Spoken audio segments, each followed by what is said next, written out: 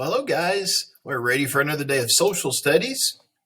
And today we are going to talk about one of the sadder things we've learned about. Well, the whole Civil War was pretty much sad, wasn't it? All the people dying. But one of the saddest parts of the Civil War is that when it was over, after he'd worked so hard to keep everything together, Abraham Lincoln was assassinated. And so this standard we're looking at today wants us to understand the impact that it had on our country, on our nation. So we're going to use a little text today, similar to the ones we've been doing this week, called The Assassination of Abraham Lincoln. I'm going to read it with you, and then we'll have some questions to answer. All right, so let's read this together. Abraham Lincoln was the first United States president to be assassinated.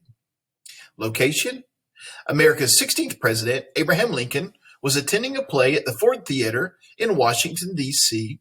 on April 14, 1865. His wife, Mary Todd, and their guest, Major Henry Rathbone, and Clara Harris were also with him. They were watching Our American Cousin in the presidential box shortly after 10 p.m. when Lincoln was assassinated. Around 1,700 were in attendance that night. That's a big crowd, isn't it, at the theater? The assassination? A policeman, John Frederick Parker, was assigned to guard President Lincoln at the play. But he was not at his post when John Wilkes Booth entered the box. Instead, he was likely at a nearby tavern. Booth easily entered President Lincoln's box at a humorous point in the play, and the audience laughed loudly. Booth shot Lincoln in the back of the head and then stabbed Major Rathbone when he tried to stop him. Booth jumped from the box, breaking his leg, but escaped from the theater and fled on his horse. Booth was a well-recognized actor, so some people thought he was part of the performance. Lincoln was rushed across the street to William Peterson's boarding house. Despite the care of several doctors, Lincoln died early the next day on April 15th, 1865.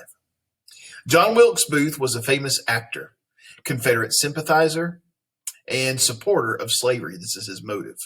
He felt the Civil War was coming to an end and the South was going to lose unless something dramatic was done. He and some partners made a plan to kidnap President Lincoln, but when that plan failed, he turned to assassination. The plan? Well, Booth conspired with others to achieve the assassination of Abraham Lincoln. And now this next page here, we see the co-conspirators. That means the people who are working together to try to get rid of Abraham Lincoln. So the first is John Wilkes Booth. Description: he was a famous actor, and he was the one who actually killed President Lincoln, the assassin of President Lincoln. Fate: he got shot in the neck at Garrett Farm by a Union soldier on April 26, 1865, and died. Samuel Mudd: he was the doctor who set Booth's leg after Lincoln's assassination. Remember, Booth broke his leg, and he helped John Wilkes Booth. He escaped hanging, but he was sentenced to life in prison because he helped the person who killed the president. And he eventually died of pneumonia in 1883. David Harold was a pharmacy clerk who helped Booth escape. He surrendered at Garrett Farm. He was tried, convicted, and executed by hanging in July 1865. A lot of violence in this story, isn't there? George Atzerodt, he was a Confederate spy assigned to kill Vice President Johnson, but he lost his nerve. He was executed as a co-conspirator by hanging in July 1865. Lewis Powell, a former Confederate prisoner of war assigned to kill Secretary of State William Seward, succeeding in injuring him, his son, and his bodyguard.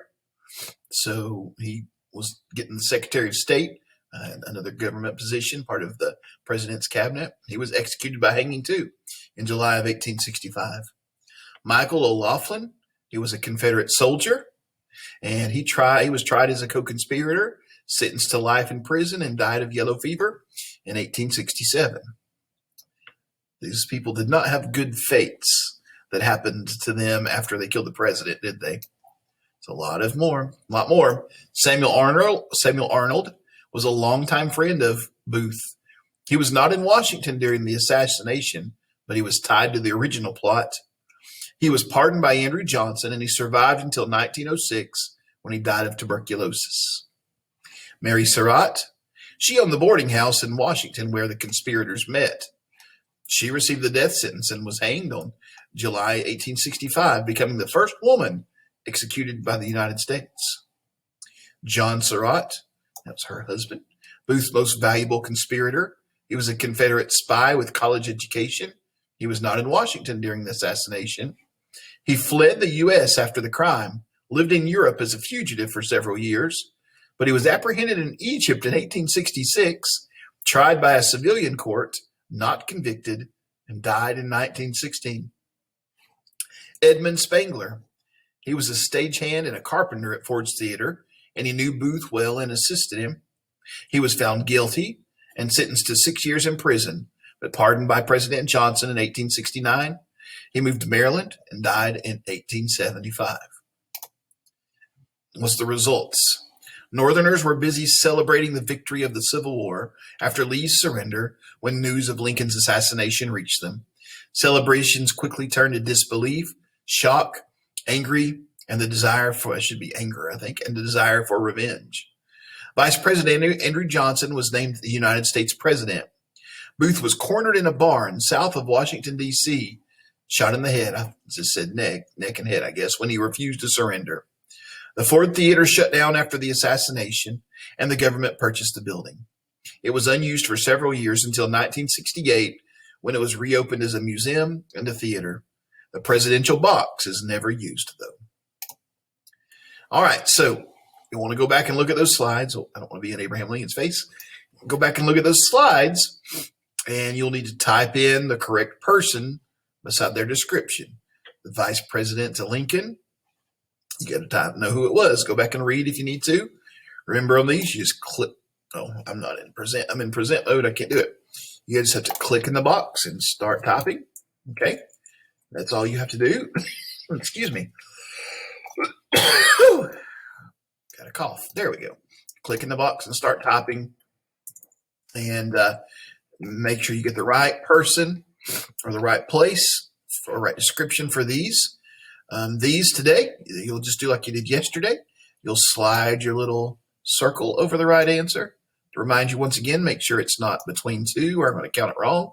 Make sure it's right over the one that you're trying to choose, okay? And then you got some more multiple choice questions. Then you got actually another little passage to read about $100,000 reward with 3 more multiple choice questions, okay? So I'm going to let you get to work reading and working on this. This is a little bit longer, so I'll give you, you've got plenty of time today to work on this. I'm not going to talk much longer, so you can get to work on it, okay? Well, I hope you have a good afternoon, and we'll see you tomorrow.